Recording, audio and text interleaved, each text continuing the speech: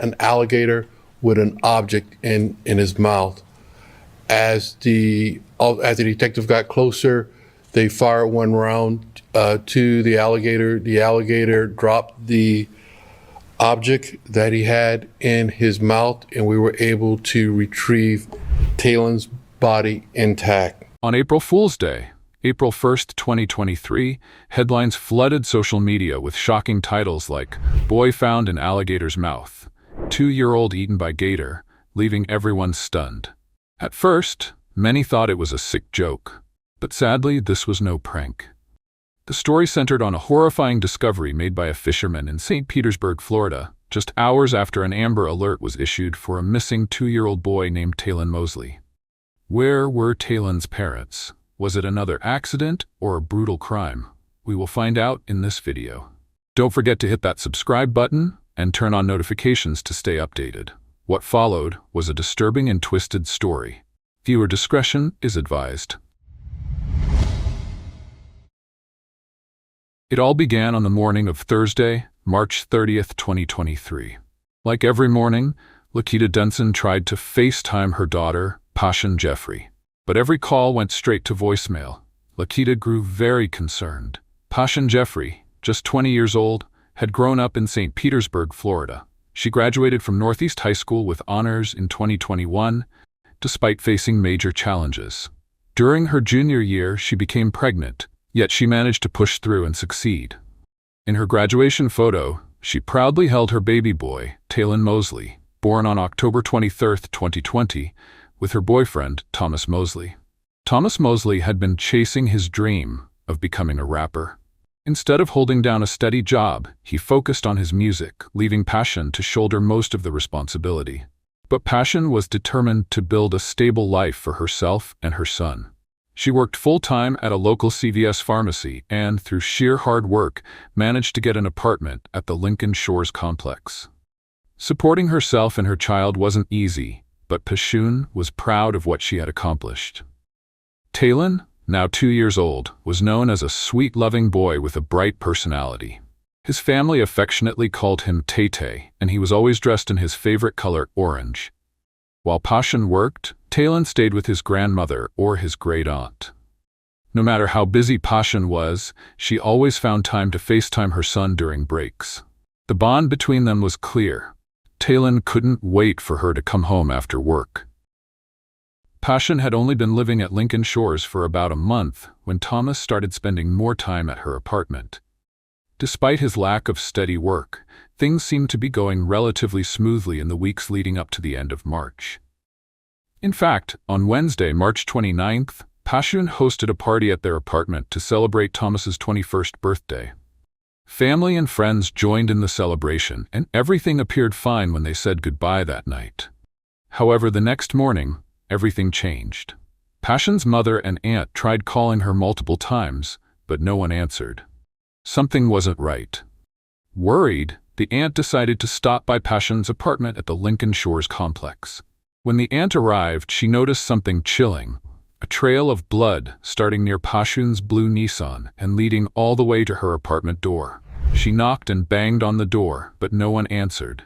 Desperate, she found a staff member and requested a welfare check. Given the blood and the lack of response, the worker agreed to unlock the door. Nothing could have prepared them for what they found inside. Blood was everywhere, evidence of a violent struggle. In the bathroom, they discovered Passion's lifeless body. She had been stabbed more than 100 times beyond recognition. But one thing made the situation even worse. 2-year-old Taylen was missing. There was no sign of the little boy. Had someone taken him? Was he still alive? Or had something unthinkable happened to him too? These questions hung heavily in the air as the search for Taylen began. When police arrived at the Lincoln Shores apartments, their top priority was clear: find 2-year-old Taylen Mosley and make sure he was safe. They knew they had a crime on their hands, but before focusing on solving Passion's murder, they needed to ensure Taylen wasn't another victim. An Amber Alert was immediately issued, and soon the entire community, local police, and even the FBI joined the search for the missing boy. Since Thomas Mosley had been the last person with Passion and Taylen after the birthday party ended, he became a person of immediate interest. There was hope that he might have taken Taylen somewhere safe, and whatever happened to Passion had occurred after they left. If Thomas wasn't involved, maybe Taylen could still be found unharmed. Thomas's mother's house was only a 20-minute drive away. Maybe he had gone there with his son. Meanwhile, local news outlets quickly picked up the story. And locally, an Amber Alert has been issued for this missing 2-year-old boy you see on the right side of your screen here. It happened at the Lincoln Shores Apartments on 4th Street North, where detectives found 20-year-old Passion Jeffrey dead. Police tell us her 2-year-old son, Taylen Mosley, is missing right now. Again, you see him right here. Police believe he could be in danger. The FDLE says he's been kidnapped. They are searching for him right now. Meanwhile, investigators tracked Thomas Mosley to his mother's house. She told them he had shown up the night before around 9:15 p.m. with noticeable cuts on his arms and hands. He had just gone to St. Andrew's Hospital. When investigators found Thomas, they noticed the cuts on his hands appeared to be consistent with knife slip injuries, common when someone's hand slides onto the blade during a stabbing. These were not defensive wounds. When questioned, Thomas refused to cooperate and immediately asked for a lawyer. The fact that he didn't have Taylen with him and wouldn't say where the child was made the search even more urgent. We want to talk to the father. Again, we want to know where Taylen is. And we want the father, if he knows where Taylen is, to tell us. And that's what we want. We want Taylen. As police continued questioning Thomas, first responders, helicopters, drones, and K-9 units scoured St. Petersburg, desperately searching for Taylen. The family's pleas echoed across the city and beyond. They said, "Taylen is such a sweet boy. He's always smiling, always laughing. He adored his mom, and she loved him more than anything. We're asking the public, please help us find Taylen. We've already lost Passion, and we can't lose Taylen too. Someone knows something. Please, don't stay silent." As the search for Taylen Mosley intensified, dive teams scoured nearby canals and lakes, while a bloodhound from a neighboring county was brought in to assist. Investigators searched Passion's car and a flatbed truck hauled away an apartment dumpster to sift through potential evidence. Ground teams worked tirelessly through the night, and the community rallied to help bring Taylen home. One neighbor said, "A toddler missing, a mother found dead. It was a very violent homicide. Why is there so much hate in this world, that you could do something so horrible, such a heinous crime? Just absolutely devastating." As investigators processed the scene at Passion's apartment, neighbors recalled hearing some noise around 8:15 p.m. Wednesday night. While they noticed a disturbance, it hadn't seemed serious enough to call the police. The search dragged on through Friday afternoon, with no sign of the missing toddler. Then, late in the evening, a chilling break in the case occurred. Only a few blocks from Thomas's mother's house, a man named Liddell Golden was fishing at Lake Maggiore, located in Delhomes Park. The lake, known for its massive alligator population, didn't initially alarm Liddell when he spotted one in the water. But something about this sighting felt different. He noticed the alligator gripping what appeared to be a large object in its mouth, and dread washed over him. He realized what that object was. With searchers and officers already patrolling the area, Liddell quickly flagged them down. As they got closer, they found an alligator holding the lifeless body of a small child. An officer fired a single shot at the alligator's head. The creature released its grip, and police retrieved the child's body. Tragically, it was confirmed to be 2-year-old Taylen Mosley. What was the reaction, to seeing the human body in an alligator's mouth after that shot was fired? Well, I can't tell you that. Just think about anybody. The officer sees a body of a child. What would be your reaction to that? What would you think? So that officer, he or she they've been working since Wednesday, and they see a child in an alligator's mouth. So they got to do their job, but at the same time, I can't tell you their reaction. I can tell you probably a lot of emotion went through their body, but they still had to do their job. Investigators quickly focused on Taylen's father, Thomas Mosley, who had checked himself into St. Anthony's Hospital with multiple cuts on his arms and legs. They suspected something was terribly wrong, but they needed more evidence to make an arrest. By April 1st, headlines flooded social media with shocking titles like "Boy Found in Alligator's Mouth," "2-year-old Eaten by Gator," and "Missing Toddler Discovered in Jaws of Alligator." Many people thought it had to be some cruel hoax. But for those familiar with Florida's wildlife, the story hit close to home. Alligator attacks on pets and small children aren't unheard of, but the idea that something so horrific could happen to Taylen left the community in disbelief. People wanted answers. How did Taylen end up in the lake? Was he alive when he got there? So investigators went back to the first crime scene, Passion's apartment, hoping to find solid evidence. And they found it. In the bathroom where her body was discovered, investigators found bloody footprints bearing the distinct Gucci logo, indicating that the killer was wearing Gucci shoes. Under a bed, they discovered a cleaning product bottle covered in bloody fingerprints. When tested, those fingerprints were confirmed to match Thomas Mosley's. They pulled data from Passion's phone, which showed her last known location.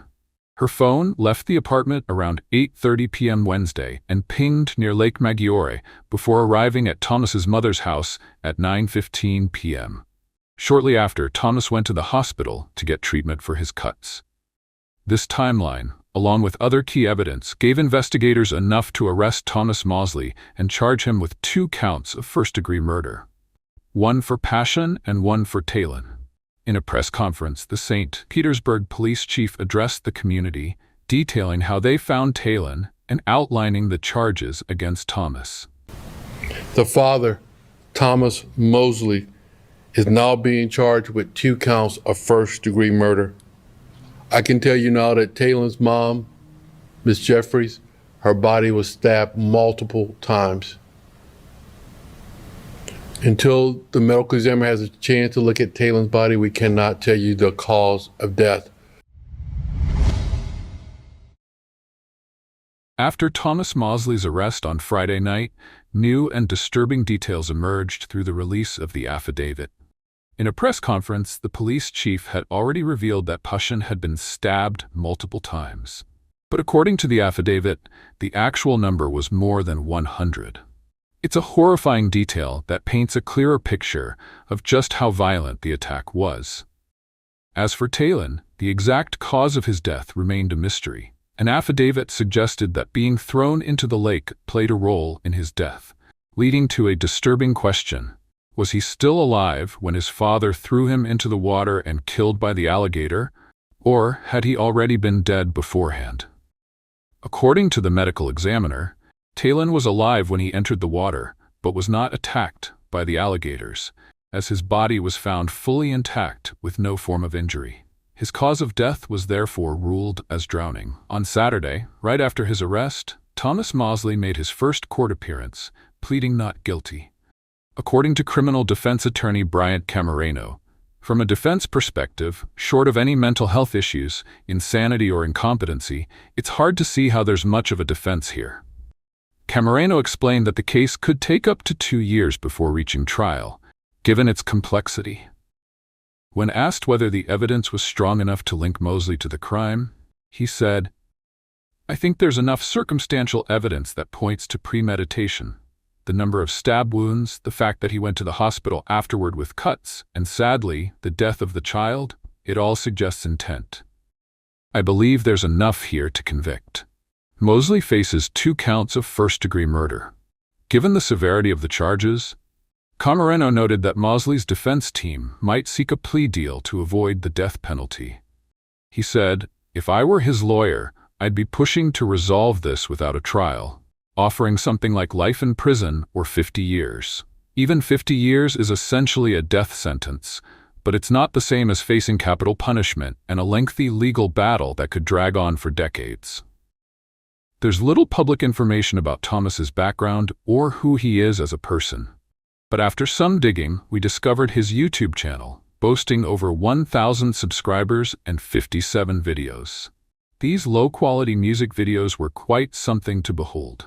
Thomas flashing stacks of cash, brandishing weapons, and smoking weed like it was a competitive sport. As for the lyrics, Let's just say trying to make sense of them felt like decoding a military-grade encrypted message.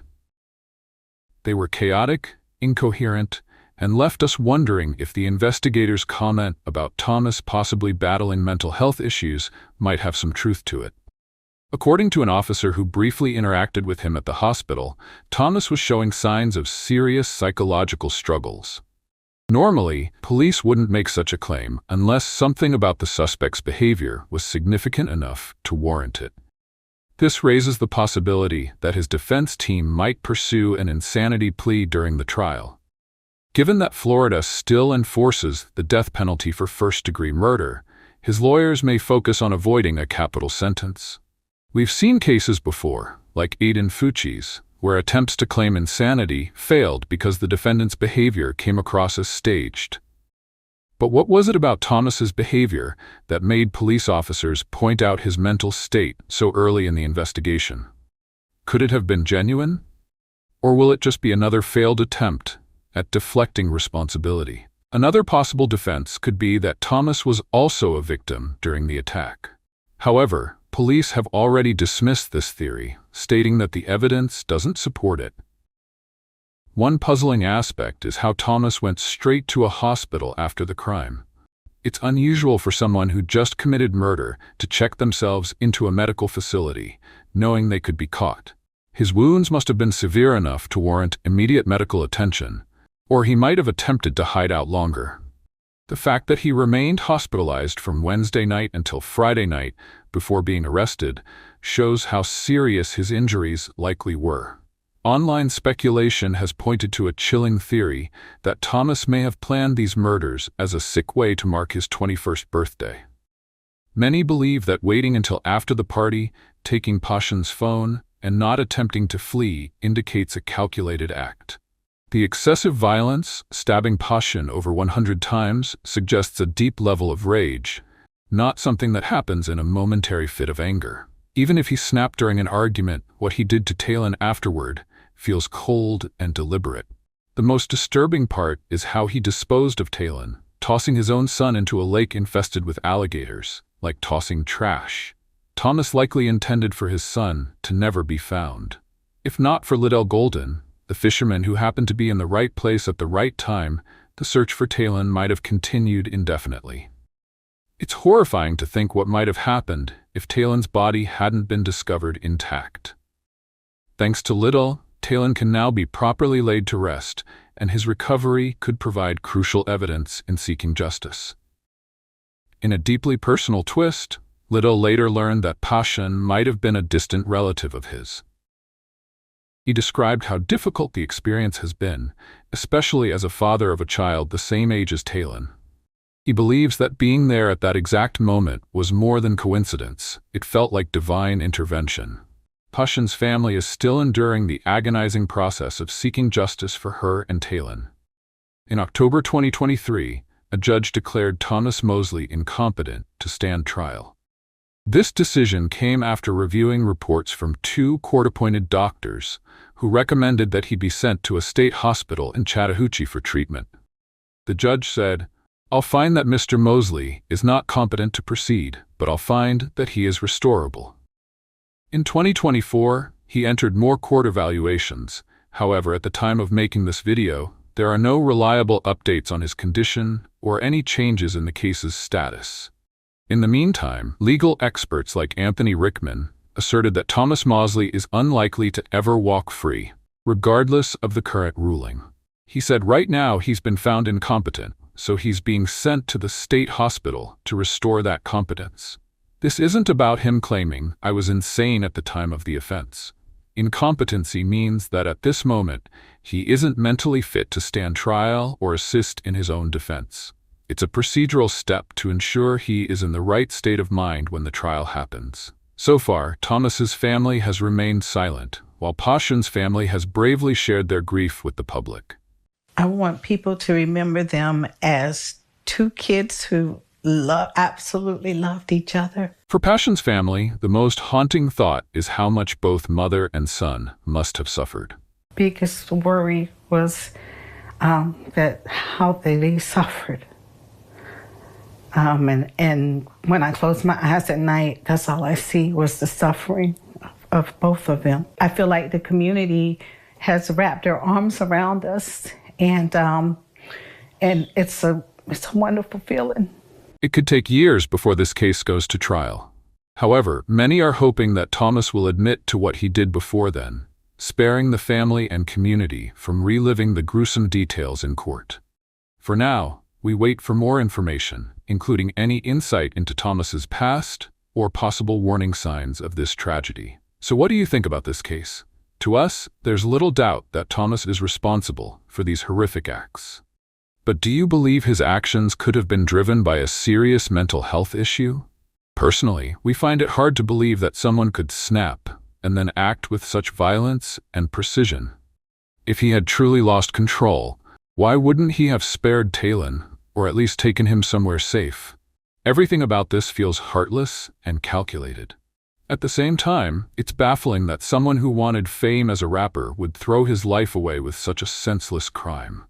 Could frustration over a failed music career have driven him to commit these acts, thinking it didn't matter anymore? Until we learn more about his relationship with Passion and any potential history of violence, it's difficult to say what really caused this tragedy. No matter what comes out in the years ahead, one thing remains certain. Passion and Taylen deserve justice. Passion worked so hard to create a better life for herself and her son. To see both of their lives end in such a violent and senseless way is beyond heartbreaking. If you found today's story compelling, please consider exploring our channel for more fascinating true crime content. Don't forget to like, share, and subscribe to stay updated on our latest videos. Have a case you'd like us to cover? Drop your suggestions in the comments below. Stay safe, and we'll see you next time.